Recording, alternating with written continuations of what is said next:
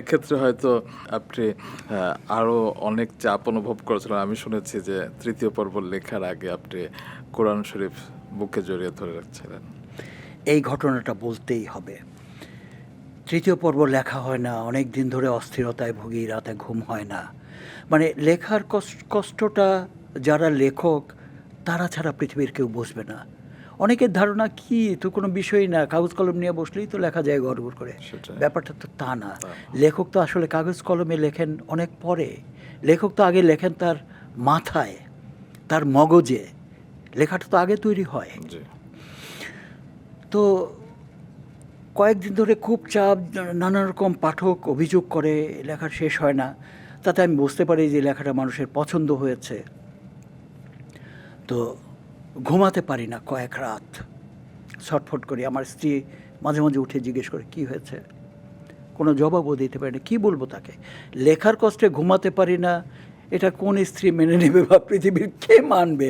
ভাববে যে এই কি, এটা লোক লিখতে পারে না এই জন্য ঘুম হবে না কেন? পাগল নাকি? হ্যাঁ, পাগলই ভাববে। তো একদিন রাতে আর ঘুমাতে পারলাম না, অস্থির হয়ে গেলাম। ভোর রাতে উঠেছি, উঠে মাথাটা গরম হয়ে গেছে, গোসল করলাম গরমের দিন। তারপরে আমি আমার রুমটার মধ্যে এক পাশে আমি একটা খাটে থাকি, তার উল্টো পাশে একটা ক্যাবিনেট আছে, ওখানে অনেকগুলো তাক। একটা তাকের মধ্যে বাংলা কোরআন শরীফ, বাংলা সরল অনুবাদ, বঙ্গানুবাদ কোরআন শরীফ, কয়েকটা কোরআন শরীফ রাখা। তো আমি গোসল করার পর একটা লুঙ্গি পরা, আমার খালি গা। আমি ওই ক্যাবিনেটটার সামনে গিয়ে দাঁড়ালাম। ক্যাবিনেটটা পশ্চিম দিকে, আমি পশ্চিম মুখ হয়েই দাঁড়ালাম। দাঁড়িয়ে আমার মাথায় কিছু কাজ করছে না, মানে আমি একদম ফাঁকা হয়ে গেছি, বা আমি কোনো একটা ঘোরের মধ্যে আছি। তো আমি কোরআন শরীফটা নিলাম, নিয়ে এইভাবে বুকে চেপে ধরলাম। চেপে ধরে আমি শুধু বলছি, আল্লাহ আমাকে লেখার শক্তি দাও, আল্লাহ আমাকে লেখার শক্তি দাও, আল্লাহ আমাকে নূরজাহান লেখার শক্তি দাও, আমি যেন উপন্যাসটা শেষ করতে পারি। কতক্ষণ ওইভাবে আমি বলেছি আর দাঁড়িয়ে আছি আমি ঠিক জানি না। একটা সময় আমি দেখি যে আমি চোখের জল, আমার বুক, আমার গাল, গলা সব ভিজে গেছে, বুক ভেসে যাচ্ছে, মানে একদম বুক ভাষা কান্না বলতে যা বোঝায়।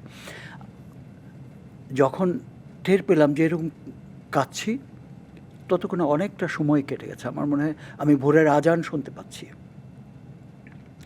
তারপরে আমি কোরআন শরীফটা রাখলাম, মুখ হাত ধুলাম, ধুয়ে আমি কিছুক্ষণ ঘুমালাম।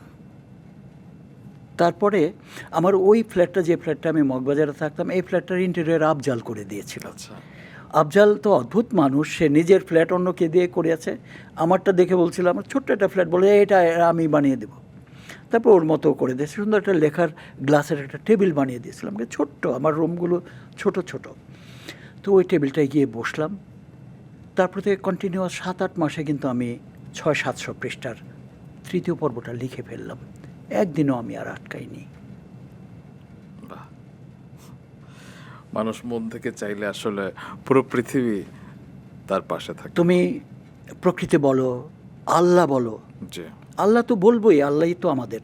জি। আমরা তো পবিত্র ইসলাম ধর্মে বিশ্বাসী, অবশ্যই। আল্লাহ বিশ্বাসী, ধর্মে বিশ্বাসী।